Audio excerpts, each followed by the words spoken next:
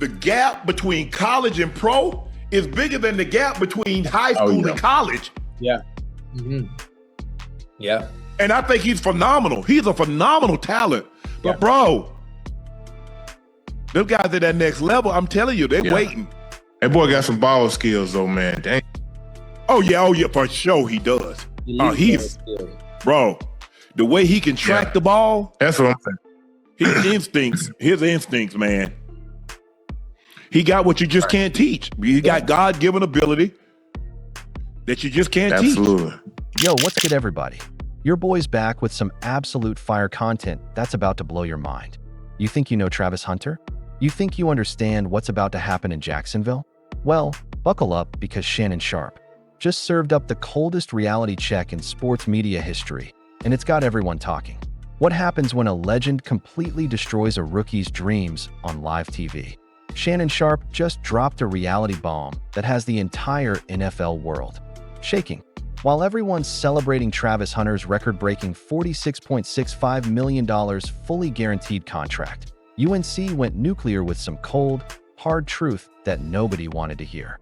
The gap between college and pro is bigger than the gap between high school and college, he said, and what came next will make you question everything you thought you knew about Hunter's two-way potential.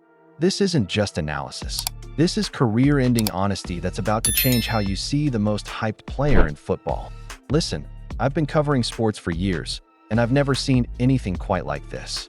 Here you have Travis Hunter, the golden boy, the college football savior, signing the most guaranteed money ever for a non-quarterback not drafted first overall. We're talking about $46.65 million fully guaranteed, with a $30.57 million signing bonus paid entirely up front. That's generational wealth, family-changing money, the kind of contract that makes agents weep tears of joy. But here's where it gets absolutely wild. While everyone's popping champagne and talking about how Hunter's going to revolutionize the NFL with his two-way magic, Shannon Sharpe sat down on Nightcap and basically said, "Hold up, young man. We need to have a serious conversation." Now, don't get me wrong, Shannon was genuinely excited for Hunter. You could hear it in his voice when he said, "That's live. That's dope. I'm happy for him. I'm happy for Jacksonville. That's City Duval." The man was practically glowing, talking about how if Hunter can replicate what he did in college, he's going to turn Duval upside down and turn the NFL upside down.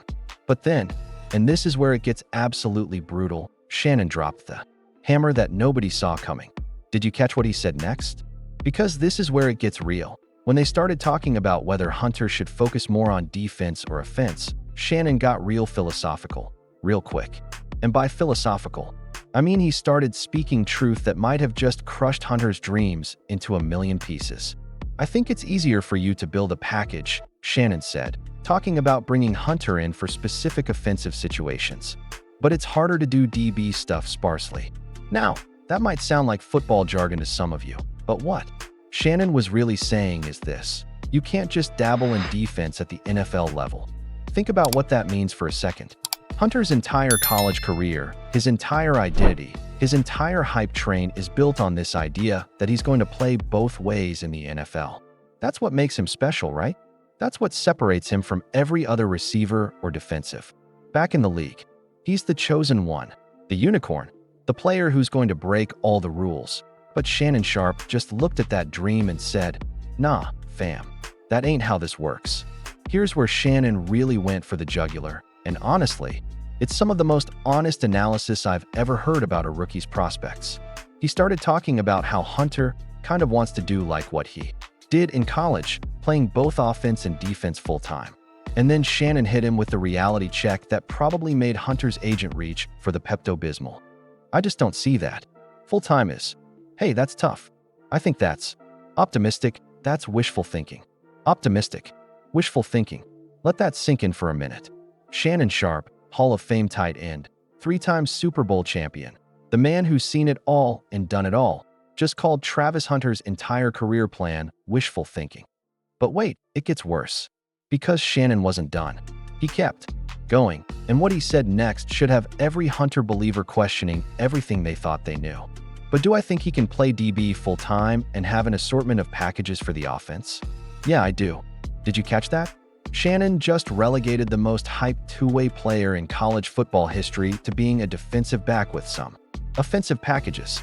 That's like telling LeBron James he can play basketball, but maybe stick to free throws. And here's what makes this even more devastating. Shannon's not some hater. He's not some old head trying to tear down the young generation. This man was genuinely excited about Hunter's potential. He was talking about how Jacksonville is going to be electric, how Hunter has God-given ability that you just can't teach, how his ball skills and instincts are off the charts. But even with all that praise, even with all that respect for Hunter's talent, Shannon still couldn't bring himself to believe in the two-way dream. And that should terrify everyone who's bought into the Hunter hype. What does this mean for Jacksonville? What does this mean for Hunter's legacy? See, here's what Shannon understands that a lot of people don't want to admit. The NFL isn't college football with bigger stadiums and more money. It's a completely different sport played by completely different athletes. When Shannon said, the gap between college and pro is bigger than the gap between high school and college, he wasn't exaggerating. He was giving us a masterclass in reality. Think about what Hunter was doing in college. He was physically dominating players who, let's be honest, most of them aren't going to sniff an NFL roster. He was outrunning safeties who are going to be selling insurance in 2 years. He was breaking up passes thrown by quarterbacks who'll be lucky to make a practice squad. But now he's going up against guys like Tyreek Hill, Devontae Adams, and Stephon Diggs on offense. He's going up against Patrick Mahomes, Josh Allen, and Lamar Jackson when they're targeting his coverage. These aren't college kids playing for scholarships. These are grown men playing for generational wealth, and they've been perfecting their craft for years, and Shannon knows this. He's been there. He's seen rookie phenoms come into the league thinking they're going to maintain their college dominance, only to get humbled faster than a dropped pass in the Super Bowl. But here's where Shannon's analysis gets really interesting, and honestly, kind of scary for Hunter fans. When they were discussing whether Hunter should focus more on defense or offense, Shannon broke down something that most people never think about: the mental toll of switching between positions. I think you can come in, you play DB, and then they come and say, hey, look, we need you a couple of packages here. We need you in a red zone situation. We need you in a 2-minute situation. But if you've been playing wide receiver, and then all of a sudden they throw you out there at DB, Shannon didn't even finish that sentence. He just let it hang there like a death sentence, because he knows what happens next. He knows what that transition looks like at the NFL level. And this is where it gets absolutely brutal for Hunter.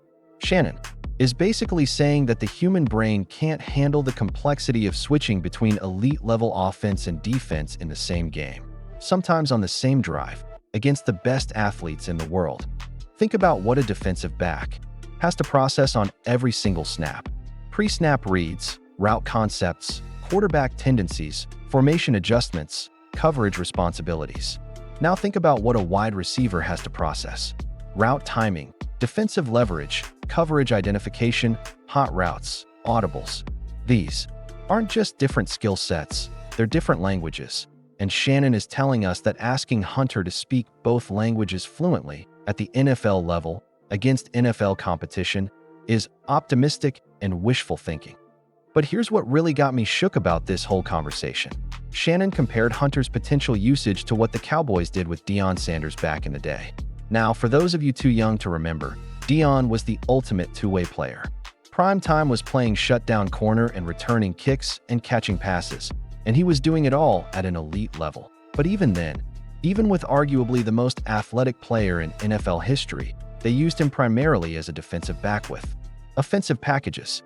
They didn't ask him to play 50 snaps on defense and 50 snaps on offense every game. They were strategic about it, and if they couldn't ask Deion Sanders to be a full-time two-way player, what makes anyone think Travis Hunter can do it? This is the cold, hard truth that Shannon Sharpe just delivered, and it's got to have Hunter and his camp rethinking everything. Because let's be real, Hunter's value isn't just in being a good defensive back or a good wide receiver. His value is in being the two-way player. That's what separates him from every other player in his draft class. That's what justifies that massive contract. But if he can't be the two-way player, if he's just another defensive back with some offensive packages, then what is he really worth? And this brings us to the question that's keeping me up at night. Is Jacksonville about to make the biggest mistake in franchise history? They just guaranteed $46.65 million to a player based on the assumption that he can do something that Shannon Sharpe, a man who played with and against the greatest athletes of all time, thinks is wishful thinking. That's not just risky. That's potentially franchise-altering levels of risky. But here's what makes this even more complicated. Hunter isn't just any rookie. This kid has God-given ability that you just can't teach, according to Shannon. His ball skills are elite. His instincts are off the charts. His ability to track the ball and make plays is genuinely special to So the question becomes, is it better to have an elite player doing one thing, or a good player trying to do two things? Shannon seems to think the answer is obvious. He's essentially telling Hunter, pick a lane and dominate it. Focus on defense, master that craft, and then maybe we can sprinkle in some offensive magic when the situation calls for it. But is Hunter going to listen? Is Jacksonville going to listen? Or are they going to try to force something that even Shannon Sharpe thinks is impossible? And here's where this story takes another wild turn. The pressure on Hunter is about to be absolutely insane. Think about it. He's got the biggest guaranteed contract for a non-quarterback not drafted first overall. He's being asked to revolutionize his position. He's got an entire fan base and organization believing he can do something that legends of the game think is unrealistic. And if he fails, if he can't live up to the two-way hype, that $46.65 million guaranteed suddenly looks like the worst investment in NFL history. But if he succeeds, if he somehow proves Shannon Sharpe wrong and becomes the first true two-way star in modern NFL history, then we're looking at a player who might change the game forever. The stakes couldn't be higher. The pressure couldn't be more intense. And Shannon Sharpe just made it clear that he doesn't think it's going to work. So here's what I want to know from all of you in the comments. Do you think Shannon Sharpe is right? Is Hunter's two-way dream really just wishful thinking? Or is he about to prove all the doubters wrong? Is Jacksonville about to witness the birth of a legend? Or are they about to learn a very expensive lesson about the difference between college and professional football? And more importantly, if you were Hunter right now, would you listen to Shannon's advice and pick a position? Or would you bet on yourself and try to prove that the impossible is possible? Because one thing's for sure, this season is going to tell us everything we need to know about whether Travis Hunter is the future of football or just another cautionary tale about hype versus reality. The clock is ticking, the pressure is mounting, and Shannon Sharpe just lit the fuse on what might be the most important debate in football. Hunter better be ready, because the entire NFL world is watching, and the expectations have never been higher. What do you think? Drop your thoughts in the comments below. Smash that like button if this analysis hit different, and don't forget to subscribe because we're just getting started with the most controversial takes in sports. This Travis Hunter situation is about to get wild, and you don't want to miss a single moment of what happens next. The question isn't whether Hunter can play both ways. The question is whether he should. And Shannon Sharpe just gave us his answer.